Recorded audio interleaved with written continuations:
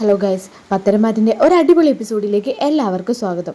എല്ലാവരും ചാനൽ ഒന്ന് ലൈക്ക് ചെയ്യാനും സബ്സ്ക്രൈബ് ചെയ്യാനും ഷെയർ ചെയ്യാനും മറക്കണ്ട കേട്ടോ. അഭി എന്ത് ചെയ്യുന്നുണ്ട്? നവ്യയുടെ അടുത്ത് എന്ന് പറയുന്നുണ്ട്. അല്ല നവ്യെ, നീ അനന്തപുരിയിൽ നടന്ന സംഭവങ്ങളൊക്കെ അറിഞ്ഞോ? എന്താ അഭി, എന്താ കാര്യം? എന്നോടാരും ഒന്നും പറഞ്ഞില്ല. അനാമിക അവിടെ ഒരു പ്രശ്നങ്ങളും ഉണ്ടാക്കിയിട്ടില്ല. ഇപ്പോൾ അനന്തപുരിയിൽ ഒരു കുഞ്ഞെത്തിയിട്ടുണ്ട്. കുഞ്ഞോ? അതാരാ?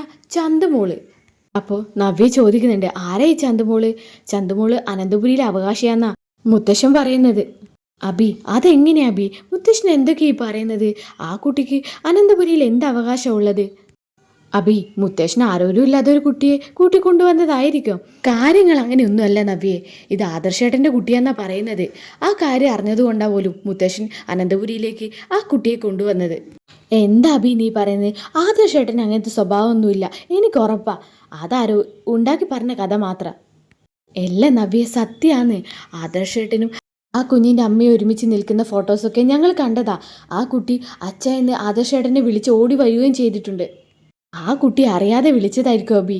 അല്ല, ഇനിയിപ്പോൾ DNA ടെസ്റ്റൊക്കെ കഴിഞ്ഞാലേ ആദർശാണെന്ന് ഉറപ്പിക്കാൻ പറ്റൂ. ഇനി വീട്ടിലാരും ഈ കാര്യങ്ങളൊന്നും അറിഞ്ഞിട്ടില്ല. അപ്പോൾ നവ്യ പറയുന്നുണ്ട്, അബി ഞാനിതൊന്നും വിശ്വസിക്കാൻ പോകുന്നില്ല. ആദർശേട്ടന് അങ്ങനെ ഒരു സ്വഭാവം ഇല്ലാന്ന് എനിക്ക് ഉറപ്പാണ്. പിന്നെ ആദർശേട്ടൻ അങ്ങനെ ഒരു കുഞ്ഞുണ്ടെങ്കിൽ അത് ആദർശേട്ടൻ വിളിച്ച് പറയുക ചെയ്യും, അല്ലാണ്ട് ഇങ്ങനെ മറച്ചു വെക്കുമെന്ന് എനിക്ക് തോന്നുന്നില്ല. ആദർശേട്ടനും മുത്തശ്ശനും ഈ സത്യം പുറത്താരോ അറിയരുതെന്ന് ആഗ്രഹിക്കുന്നുണ്ട്. അതുകൊണ്ട് കമ്പനിയിൽ എനിക്കൊരു സ്ഥാനമൊക്കെ തന്നിട്ടുണ്ട് ഇപ്പോൾ. ഇല്ലെങ്കിൽ ആ കമ്പനിയുടെ അടുത്ത് പോലും എന്നെ നിർത്താൻ ആദർശ് സമ്മതിക്കില്ലായിരുന്നു. ആദർശേട്ടൻ്റെ മനസ്സിൽ കുറ്റബോധമുണ്ട്. അതാ ഇങ്ങനെയൊക്കെ ചെയ്തത്. ഈ കാര്യങ്ങളൊന്നും ആരും അറിയരുതെന്ന് ആദർശേട്ടൻ വിചാരിക്കുന്നുണ്ട്. ഓഹോ, അങ്ങനെ ആദർശേട്ടൻ ഈ കാര്യങ്ങളൊന്നും ആരെ അറിയിക്കരുതെന്ന് വിചാരിക്കുന്നുണ്ട്. പിന്നെ നീ എന്തിനാ എന്നോട് ഈ കാര്യം പറഞ്ഞത്? അങ്ങനെയാണെങ്കിൽ നീ എന്തിനാ എന്നോട് ഈ കാര്യം പറഞ്ഞത്? പണ്ടത്തെ അഭിയാണെങ്കിൽ ഈ കാര്യം നിന്നോട് ഞാൻ പറയില്ലായിരുന്നു. പക്ഷെ ഇപ്പം ഞാൻ നിന്നെ ഒരുപാട് സ്നേഹിക്കുന്നത് കൊണ്ട് എനിക്ക് പറയാതിരിക്കാൻ പറ്റുമോ നബിയെ? ആ ശരി, എന്നാൽ നീ ഇനി ഈ കാര്യത്തെക്കുറിച്ച് മറ്റൊരാളോട് സംസാരിക്കാൻ പോകണ്ട. സത്യം എന്താണെന്ന് അറിയാതെ ഈ കാര്യത്തെക്കുറിച്ച് സംസാരിക്കാൻ പോകരുത്. അങ്ങനെ നാനെ എന്ത് ചെയ്യുന്നുണ്ട്? നവ്യയെ കാണാനായിട്ട് എത്തുവാണ്. എന്നിട്ട് നവ്യ ചോദിക്കുന്നുണ്ട് നാനയോട്, നീ എന്താ വീട്ടിലെ കാര്യങ്ങളൊന്നും എന്നോട് പറയാതെ? ചന്തുമോൾ എന്നൊരു കുട്ടി അനന്തപുരിയിൽ വന്നിട്ടുണ്ടെന്ന് അഭി പറഞ്ഞു. അതിനെക്കുറിച്ചൊന്നും നീ എന്നോട് സംസാരിച്ചില്ല, അതെന്താ നായനെ എന്ന് ചോദിക്കുന്നുണ്ട് നവ്യ. എൻ്റെ അവസ്ഥയിൽ ഇതൊക്കെ പറയാൻ എനിക്ക് തോന്നിയില്ല. മുത്തശ്ശൻ ചന്തുമോളെ എവിടുന്ന് കൂട്ടിക്കൊണ്ടു വന്നതാ, ഒരു അനാഥ കുഞ്ഞ്. ആ കുട്ടിക്ക് വയ്യാതൊരമ്മ മാത്രമേ ഉള്ളൂ. ആരുമില്ലാതെ കൊണ്ട് ഇങ്ങോട്ടേക്ക് കൂട്ടിക്കൊണ്ടുവന്നു, അത്രയേ ഉള്ളൂ. നായനെ, അനന്തപുരി തറവാടുമായിട്ട് ചന്തുമോൾക്ക് എന്തെങ്കിലും തരത്തിലുള്ള ബന്ധമുണ്ടോ?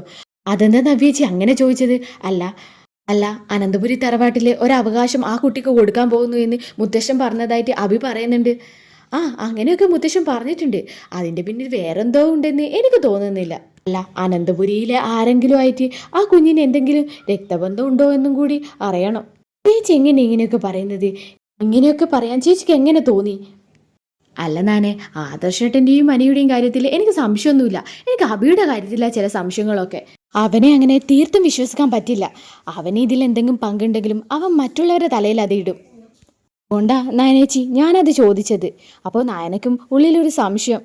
നവ്യ പറഞ്ഞ അതേ സംശയം നാനയുടെ മനസ്സിൽ തോന്നുന്നുണ്ട് കേട്ടോ. പക്ഷെ നായന നവ്യയുടെ മുന്നിൽ അത് പ്രകടിപ്പിക്കുന്നില്ല. എന്നിട്ട് പറയുന്നുണ്ട് നവ്യയോട്, ചേച്ചി ഒന്നും കൊണ്ടും ആലോചിച്ച് വിഷമിക്കണ്ട, അങ്ങനെയൊന്നും ഉണ്ടാവില്ല. ചേച്ചി കുഞ്ഞിൻ്റെ കാര്യം മാത്രം നോക്കി ഇവിടെ സന്തോഷമായിട്ട് നിൽക്ക്. ആദർശ് വല്ലാതെ ടെൻഷനിലാണ് കേട്ടോ. ഈ സമയത്ത് നാന ചോദിക്കുന്നുണ്ട്, ആദർശേട്ടാ, ചന്തുമോളെ വരവിനെ കുറിച്ച് ഞാനൊരു കാര്യം ചോദിച്ചോട്ടെ?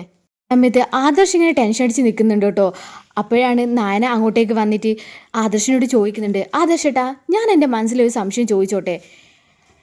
ചന്തുമോൾക്ക് ഇവിടുത്തെ ആരെങ്കിലും ആയിട്ട് എന്തെങ്കിലും രക്തബന്ധം ഉണ്ടോ? നാനയുടെ ഈ ചോദ്യത്തിന് മുമ്പിൽ ആദർശ് ഒന്ന് പതറുന്നുണ്ട് കേട്ടോ. തുടർന്നുള്ള എപ്പിസോഡുകൾക്കായി ഈ ചാനൽ ഒന്ന് സബ്സ്ക്രൈബ് ചെയ്ത് വെക്കുക.